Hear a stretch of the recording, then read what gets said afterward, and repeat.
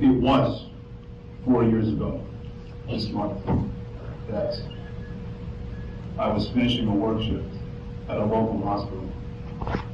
And as I was walking out to my car, 2 federal agents approached me and they said that I had a choice. They said that I could do things the easy way or I could do them the hard way. The easy way, as they explained, was that I become an informant for the government. And if I did so, I would never have to see the inside of a courtroom or a prison cell. The hard way is what you see before you. Here I am, having spent the majority of the 4 years since that day in a solitary cell the size of a small closet, in which I'm locked down for 23 hours a day, living with rapists and murderers and home invaders and child molesters. The FBI and these prosecutors worked very hard, and the government spent millions of tax dollars to put me in that cell, to keep me there, to put me on trial, and finally to have me stand here before you today to be sentenced to even more time in the cell. In the weeks leading up to this moment, many people have given me their suggestions as to what it is I should say to you. Some suggested that I should plead for mercy in hopes of a light sentence. Others suggested that I'm going to be hit hard either way. What I want to do for the next couple of minutes is simply to talk about myself. When I refused to become an informant, the government responded by charging me with the crime of supporting the Mujahideen fighting the occupation of Muslim countries around the world, or as they like to call them, the terrorists. But I wasn't born in any Muslim country. I was born and raised right here in America. And it's something that angers many people, that I could be an American and believe the things I believe and say the things that I say and take the positions that I take. But everything that a man is exposed to in his environment is like an ingredient which shapes his outlook and shapes his life in one way or another. And I'm no different. So in more ways than one, it's because of America that I am who I am. When I was 6 years old, I began amassing a collection of comic books. That man implanted a concept in my mind, introduced me to a paradigm as to how the world is set up. That there are oppressors, there are the oppressed, and there are those who step up to defend the oppressed. And that resonated with me so much that throughout the rest of my childhood, I gravitated towards any book I could find that reflected this concept. So my favorites were Uncle Tom's Cabin, the autobiography of Malcolm X, and so forth. And I even found an ethical dimension to The Catcher in the Rye. By the time I got to high school and began taking serious history classes, I started to learn just how real this paradigm was in the world, and still is. So I learned in high school, as a student in the classroom, about the Native Americans and what befell them at the hands of Columbus and the European settlers who came after him. I learned about how the descendants of those European settlers were in turn oppressed under the tyranny of King George III. I read about people like Paul Revere and Tom Paine, and I learned about how Americans began an insurgency against British forces, an insurgency that we now celebrate as the American Revolutionary War. And in fact, as a kid, I went on school field trips to visit the most famous battlefields of that war, some just a few blocks from this courthouse. I learned about Harriet Tubman, Nat Turner, John Brown, and the fight against slavery in this country. I learned about Joe Goldman and Eugene Debs and the struggles of the labor unions and the poor and working class. I learned about Anne Frank and the Nazis and how they persecuted minorities and imprisoned dissidents. I learned about Rosa Parks, Malcolm X, Martin Luther King, and the civil rights struggle. I learned about Ho Chi Minh and how the Vietnamese fought for decades to liberate themselves from one invader after another. I learned about Nelson Mandela and the fight against apartheid in South Africa. Everything I learned in those years confirmed that paradigm that I was introduced to when I was 6. That throughout history, there has been a constant struggle between the oppressed and their oppressors. And with every struggle that I learned about, I found myself consistently siding with the oppressed and consistently admiring and respecting those who stepped up to defend me, regardless of nationality, regardless of religion. And I never threw my class notes away. As I stand here speaking, they are piled very neatly in my bedroom closet at home. From these personalities and names and figures in history that I learned about, one stood out for me above the rest. I was impressed by Malcolm X in many ways, but above everything, I was fascinated by the concept of transformation, of his transformation. If you've ever seen the movie X by Spike Lee, it's over 3.5 hours long. And the Malcolm at the beginning of the movie is very different from the Malcolm at the end. At the beginning, he begins his life as an illiterate criminal, but he ends it as a husband, as a father, as an eloquent and protective leader of his people, as a disciplined Muslim performing the Hajj in Mecca, and finally as a martyr. The life of Malcolm X taught me that Islam was not simply something one is born with or inherits. It's not a culture, it's not an ethnicity. It's a way of life. It's a state of mind that anyone can choose, regardless of where they're born, regardless of how they were brought up. And this led me to look deeper into Islam. And I was hooked. I was a teenager back then, but Islam had the answer to the biggest questions that I was asking myself. The questions that the greatest scientific minds had been unable to answer. The questions that the rich and famous were sometimes driven to depression and suicide from being unable to answer. Why do we exist? What's the purpose of life? What's the purpose of our presence in the universe? So Islam had all of these answers prepared for me. Not only that, but it had the answer of exactly how we are supposed to exist. And because there is no hierarchy, because there is no priesthood in Islam, I was able on my own to immediately and directly dig into the Quran and the teachings of the Prophet Muhammad ﷺ and begin this journey of learning what this was all about, of the implications of Islam for me as a human being, as an individual, on the people around me, on society, and on the world as a whole. And the more I learned, the more I began to value Islam and cherish it like a piece of gold, like my own personal treasure. This was back when I was a teenager, but even today, and despite the pressures of the last few years, I stand here before you and before everyone in this courtroom as a very proud Muslim. With that, I began to look at what was happening to Muslims in different parts of the world. And everywhere I looked, I saw the powers that be trying to destroy what I loved. I learned about what the Soviets had done to the Muslims of Afghanistan. I learned what the Serbs had done to the Muslims of Bosnia. I learned what the Russians were doing to the Muslims of Chechnya. I learned what Israel had done in Lebanon and what it continues to do in Palestine until today with the full backing of the United States. And I learned what America itself was doing to Muslims.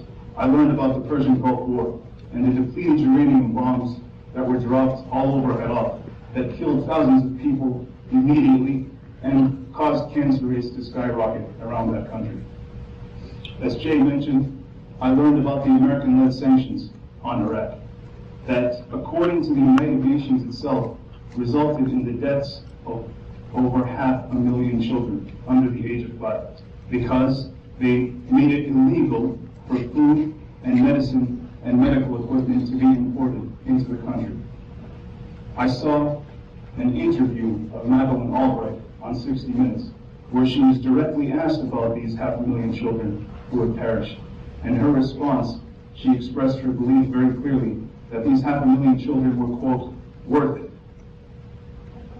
I then watched on September 11, 2001, as a group of people felt so driven and so outraged by the deaths of these children that they hijacked airplanes and threw them into buildings. I then watched as America attacked and invaded Iraq directly in 2003. I saw the effects of shock and awe in the opening days of the invasion. I saw footage of children, of babies in hospital wards with shrapnel from American missiles sticking out of their foreheads. And of course, none of these was shown on CNN. I learned about the town of Haditha, where 24 Muslims, including a 76-year-old man in a wheelchair, women, and even toddlers, were shot up and blown up in their night clothes as they slept by U.S. Marines. I learned about Abida Janadi, a 14-year-old Iraqi girl who was gang raped by 5 American soldiers, who then shot her and her parents in the head and set fire to their corpses. This is a picture of that girl. And as you can see, Muslim women do not even show their hair to unrelated men. And I ask you to just imagine for a moment a 14-year-old girl from a conservative village in the middle of Iraq who has never encountered a foreigner in her life, having her dress torn off of her body and being sexually assaulted by not 1, not 2, not 3, not 4, but 5 American soldiers. Just imagine that for a second. The government always talks about how angry I am and they're holding it against me as a crime. How can anyone not be angry when they hear a story like this?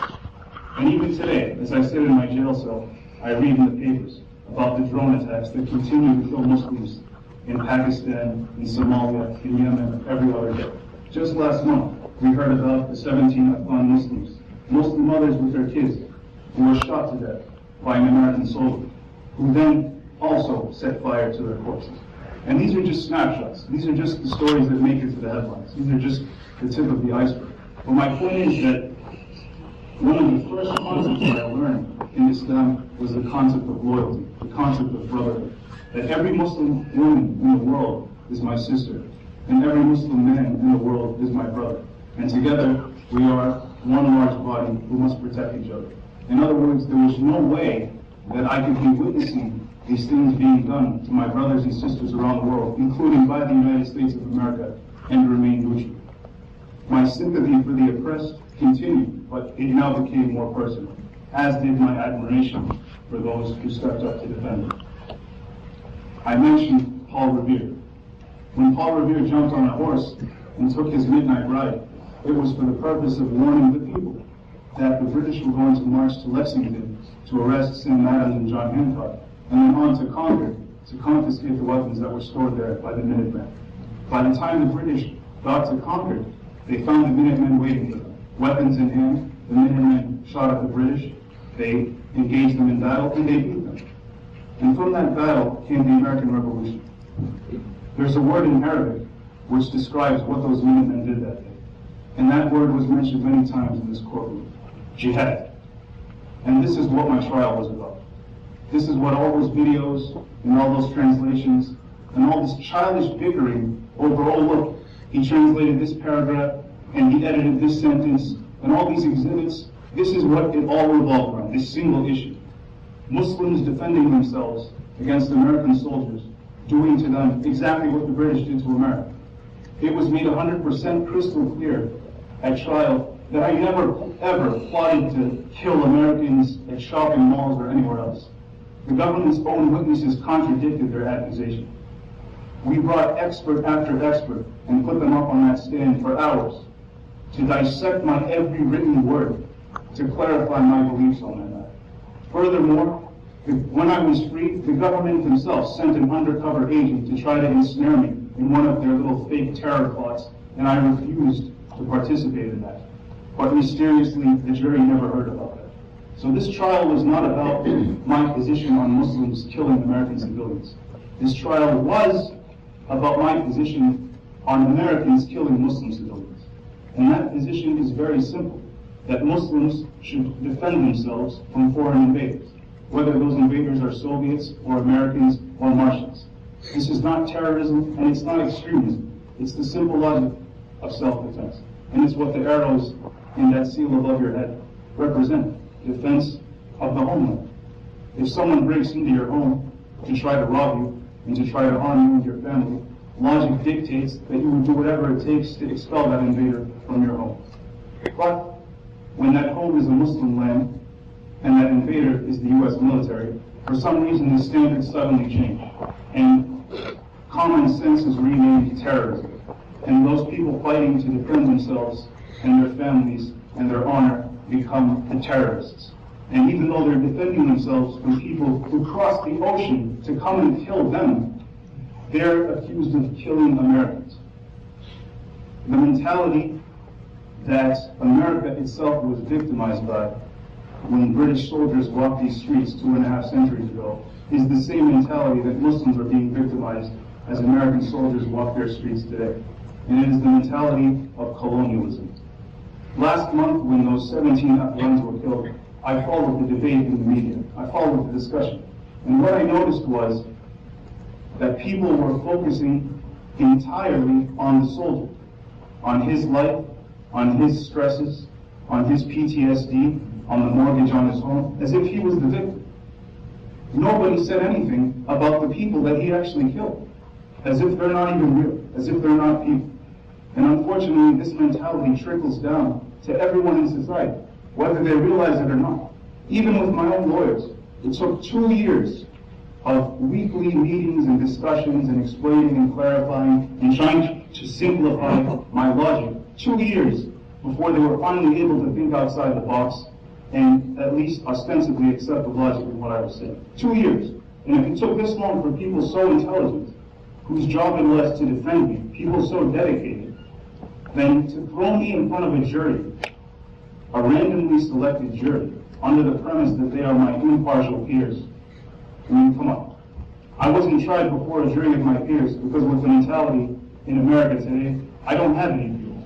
And counting on this fact, the government prosecuted me, not because they needed to, but simply because they could. One last thing I learned in history class is this. America has historically supported some of the most unjust policies against its minorities, even protecting those policies with the law, only to come decades later and look back and say, what were we thinking? We can look at slavery, we can look at Jim Crow, we can look at the internment of Japanese Americans during World War II. Each of these policies during their respective times was widely accepted in society. And in fact, each was also defended by the Supreme Court. But as time passed and the world changed, both people and the courts reversed course and looked back and said, what were we thinking? Nelson Mandela was considered a terrorist by the government of South Africa and was given a life sentence. But as time passed and the world changed, South Africa shook off its prevalent mentality. They realized just how oppressive their policies were and that it was not he who was the terrorist. They released him from prison and he even became president. So everything is subjective. Even this business of terrorism and who is and isn't a terrorist. One day the Mujahideen fighting an invader are freedom fighters. The next day those same exact Mujahideen fighting a different invader on the same land become terrorists. So it all depends on the time and the place and who the superpower in the world happens to be at the moment. In your eyes, I'm a terrorist. And it's perfectly logical and reasonable and acceptable that I be standing here, the only one in this room, in a bright orange prison jumpsuit. This is perfectly acceptable to you and many people in this country. But history repeats itself. One day America will change, and people will look back and they will recognize this day for what it is. They're going to look back at how hundreds of thousands of Muslims were killed and maimed by the U.S. military in foreign countries, yet somehow I'm the one standing here about to go to prison for conspiring to kill and maim in those same countries, because I support the Mujahideen who are defending those people. The government spent millions of dollars to imprison me as a so-called terrorist, but if we were to bring this girl back to life at the moment that she was being raped by your soldiers and put her on that stand and ask her who she thinks the terrorists are, she sure as hell wouldn't be looking at me. The government repeatedly says that I obsessed over violence and I obsessed over killing Americans. But there is no lie more ironic that I have ever heard.